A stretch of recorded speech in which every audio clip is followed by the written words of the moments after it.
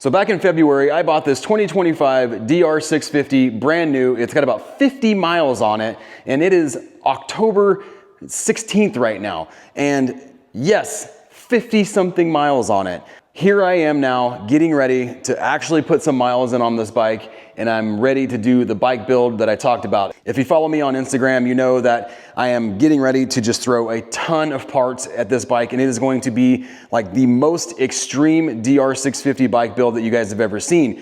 But what I want to do is I want to do a ride on it in completely stock form. So in this video, I'm going to be reviewing the DR650 in stock form and let you guys know what it's all about. This basically archaic motorcycle that hasn't changed in 30 years. We're gonna put some miles on it in bone stock form, and I'm just gonna do kind of a comparison video later on what it's like after I do all the things to it. So real quick, just to show you guys what I've got going on. So Carbon Fox has sent me this badass carbon fiber rally kit for it. It's got a carbon fiber skid plate, it's got a rally tower, it's got a KTM rally headlight, rally windscreen, got a Acerbis 6-gallon tank on it. Lectron has sent me their DR Pro Lectron Carburetor. I also have a Tractive shock for it and a Leo Vance pipe. And there are a ton of parts coming for it. Hand guards, more plastics, a seat, hopefully from Seat Concepts. If you're watching, I'm gonna put Moscow Moto luggage on it. I do have a 10 liter on there right now. That's off my dirt bike, but I'll be putting a 40 liter on here, or maybe even the 60 liter that they just came out with. Mirrors, hand guards, Trail Tech, GPS, all the things. And right now, if you're thinking, man, he needs to add this to it, leave it down in the comments below. Let me know what else I need to add to this. But let's take this bike out. We're gonna go cruise, gonna go hit some dirt, gonna go do some proper dual sporting on this bike, and I'll let you know exactly what I think about it. All right, guys, so the DR650, it's like I said, it's a 2025, brand new. I have 59, almost 60 miles on the clock. It is a very windy day, so hopefully the audio comes out decent. I've got this unicorn right here in the middle, my Insta3 or my DJI 360, so just try to ignore that, but just so that way it's not just me talking, I can get some better angles. Anyway, as far as acceleration goes, I mean, for a single cylinder, it's very similar to like an XR. It's got plenty of pep, especially since it's got a decent displacement of 650 cc's.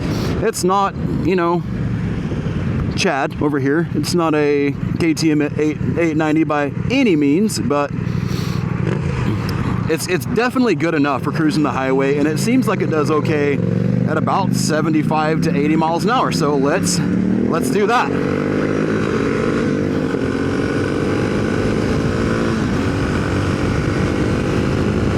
Boom, right there, 80 miles an hour. We're cruising just fine, not a big deal at all. We do have a pretty strong headwind. The wind is out of the north. We have a cold front coming in. You can kind of see the clouds there, but suspension feels good on the highway. I mean, about what you would expect from a motorcycle that is virtually unchanged for the last 30 years. All right, so pointing that camera down a little bit. We're gonna cruise into town. This isn't, you know, nobody really cares about highway performance of a DR650 because everybody knows that this bike on long trips just kind of sucks, but it can do it. Like I said, I'm cruising 70 right now, and it's pretty comfortable.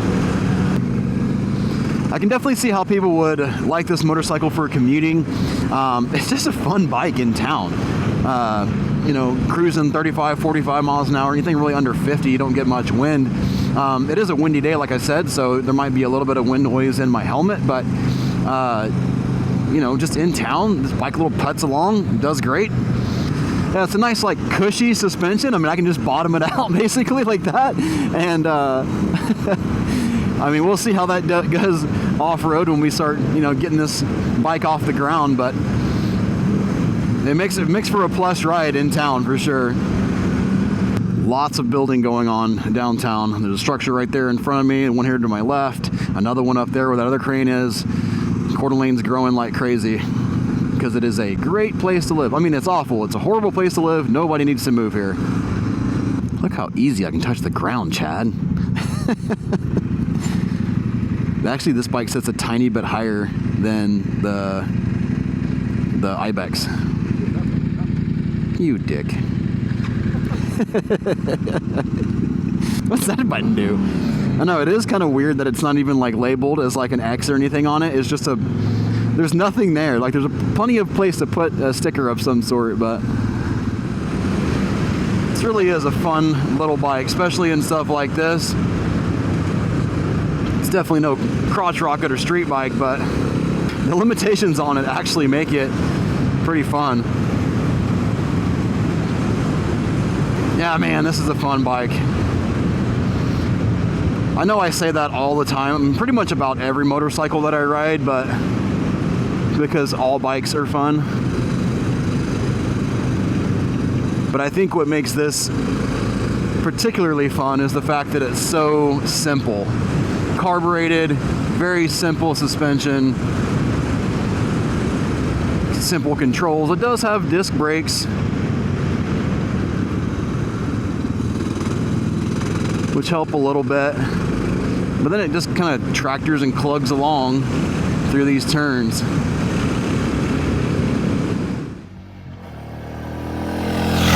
All right, so this trail says motorcycles, hikers, and bicycles, so I guess we'll make sure and watch out for other people. Hopefully old Chad can fit through this little gap up here.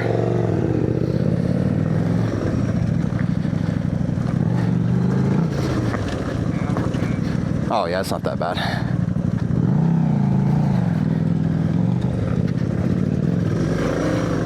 I'm gonna have to get used to the gearing on this. Well, nothing like starting straight single track out of the gate.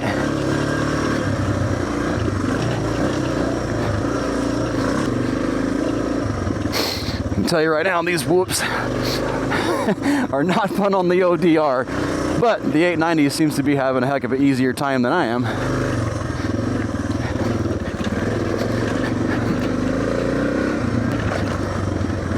Oh, yeah.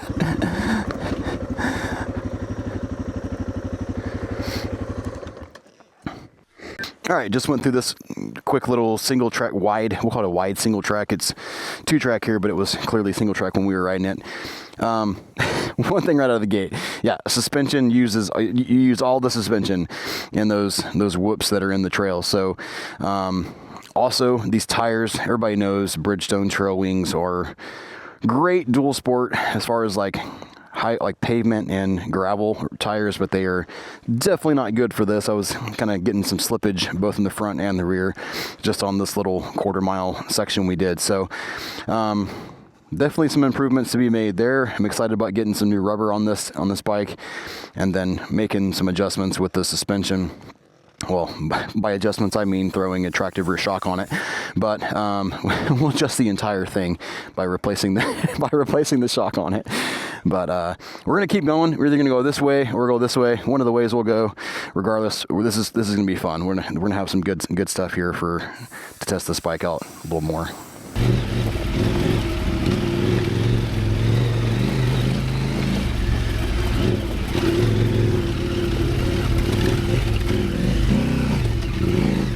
Little spongy. Tires are trying to walk on me.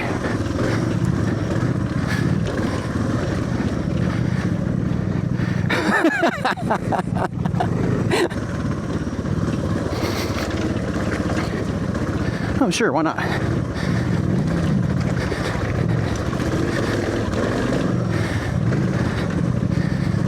Yeah, these tires are not confidence inspiring. Oh yeah, I gotta remember I don't have a skid plate. Oh, I hit right on top of it too.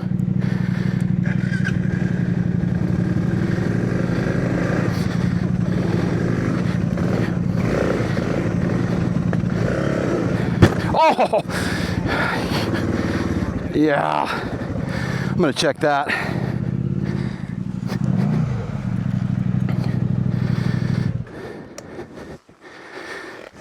I'm hoping it was on the frame. Well, I'm not leaking oil, so I think I just hit the frame. Kind of forgot I didn't have a skid plate, so maybe we chose the wrong trail. This suspension is bouncing me all over the place. Well, look at that. DR650 on some single track. Definitely not the fastest, but we did it. Lots of forearm pump right now. Okay. More first impressions. This sucks. I feel like I have no control of the bike. Take these goggles off.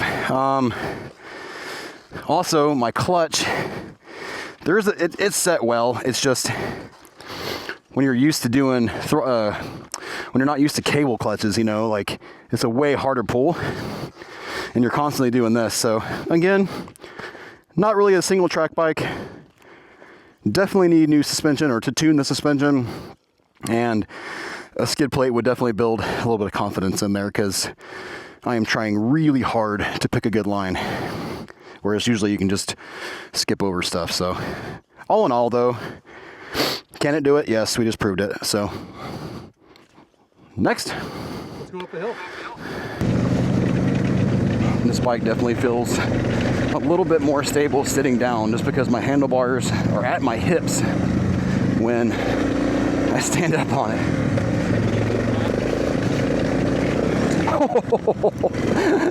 Yeah, that kicked me. What does it feel to ride a bike that's 30 years old? Oh, just buy a 2025 DR, you'll feel it right there. Oh!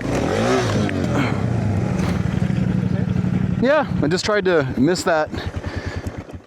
I tried to hit that more square on, and it slid out from under me.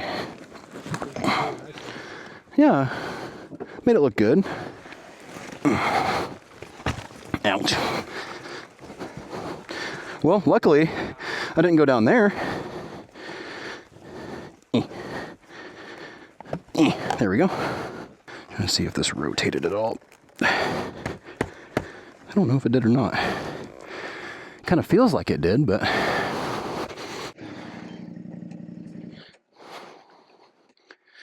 all right, so just had that little off. Let me pull these goggles off real quick. And one thing I always like to carry in my handlebar bag is this Enduro little tool. It's a little multi-tool, so it's got pretty much everything you need to work on bikes like this. So I'm just gonna loosen up this 8mm here, which it comes with, right? Cha, and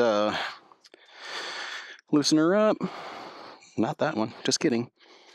This one.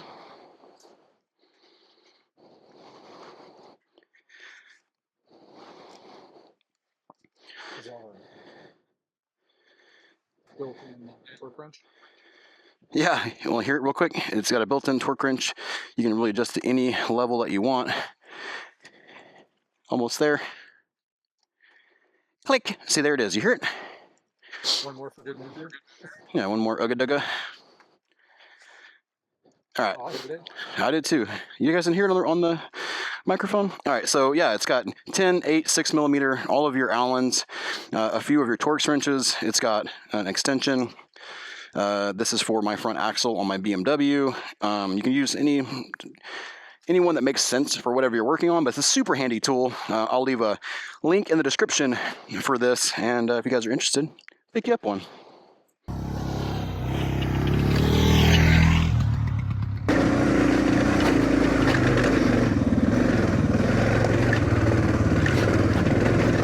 Oh, baby.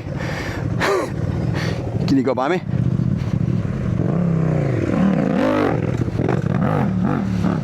Very nice.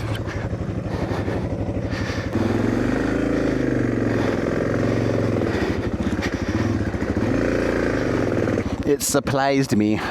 Surprised me. Here's a dad joke for you. What did the janitor say when he came out of the cleaning closet? Supplies!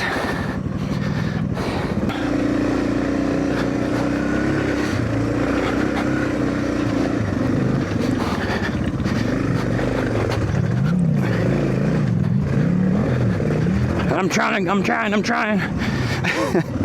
Did you get through? Okay, I didn't want to slow down and screw you up. I'm driving, I'm moving, we're doing it. Well, it just took me a little bit to get used to the bike. Oh, we got a big, nasty climb here.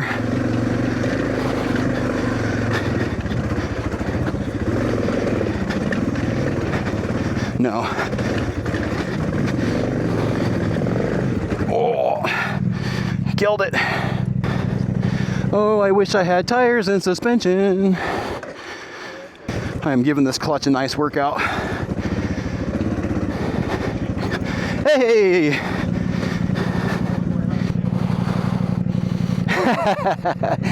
It happens to the best of us, Chad.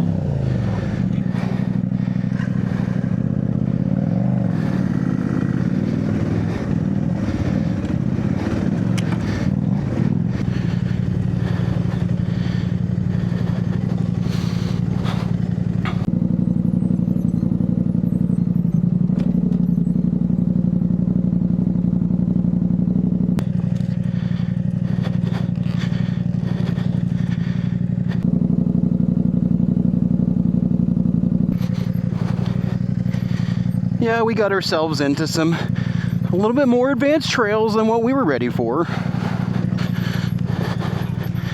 Well, you were always ready than what this bike was ready for.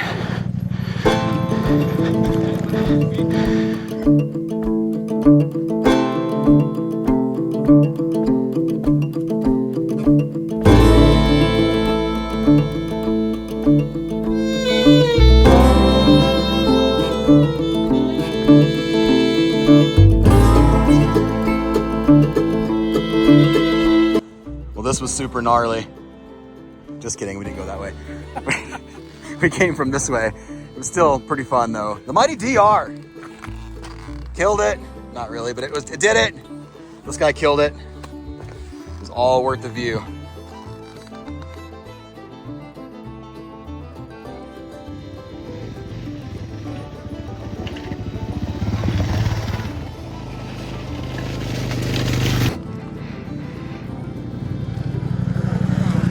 Yeah.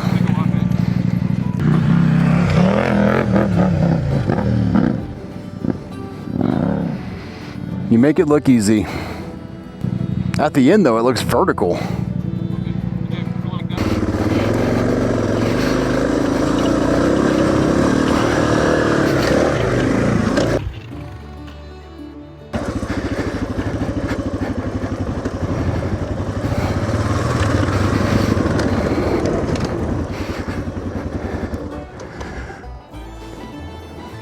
The weather has taken a turn. We're gonna throw some raincoats on real quick and see where the road goes. Keep going. It's about 49, 48 degrees, somewhere in there right now, so my fingers are getting chilly. Nice little cow here and a baby. She keeps looking at us like, what you doing? Pretty sweet.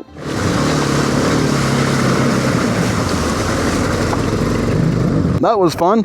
Check water crossings off the list. Whee!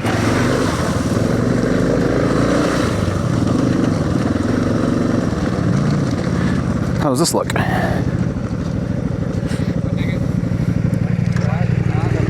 All right, guys, so this has been a really fun test on this DR650. Completely bone stock, like I said. And there are definitely a few things that point out right away that I'm really excited about changing to make this bike just up-leveled as far as performance goes. You saw while we're riding it, the tires are complete crap, but it's expected on a stock bike like this because, I mean, if we're being honest, we were probably doing more than what most people are going to take this bike on. This bike is mainly for gravel roads, maybe some two-track trails, and, you know, commuting back and forth in town. And it does a great job at that. Unfortunately, we want to ride them a little bit harder. So definitely tires are going to be a thing. Suspension, I already have a tractive shock for this. I cannot wait to get that on there and see what the difference is. And I got to do something with the front forks. I would love to hear your guys' opinion on that because I'm thinking about doing a fork swap, but I know that's a lot of work. So I also know that pro cyclists told me that the emulators inside the forks do a fantastic job. So you guys, if there's anybody out there who has done either one of those, let me know the performance on it and let me know if it's worth doing one or the other. But definitely a skid plate. I had a lot of anxiety riding in the trail today without a skid plate. There's a few times where luckily I hit the frame and not the engine case. But all around, you guys are familiar with the DR650. It does enough stuff okay to get you and go out and have fun. And that is exactly what we did today. We had a great time riding. This build is going to be great. I can't wait for it. Guys, if you haven't yet, definitely hit that subscribe button, because this build is going to be a multi-video series, and I would like to take you along the way. And I would love to hear your thoughts on what you've done to your DR650 and what I need to do to this bike. Like I said in the beginning of the video, I have a lot of parts for it already, but there's a lot of things that I'm missing. So let me know the top tier parts that I should add to this bike. And guys, thanks so much for watching. We had a great time doing this, and we're going to have a great time building this bike and rally it when it's all done.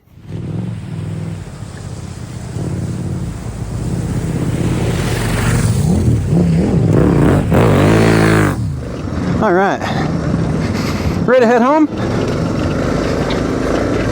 Let's do it.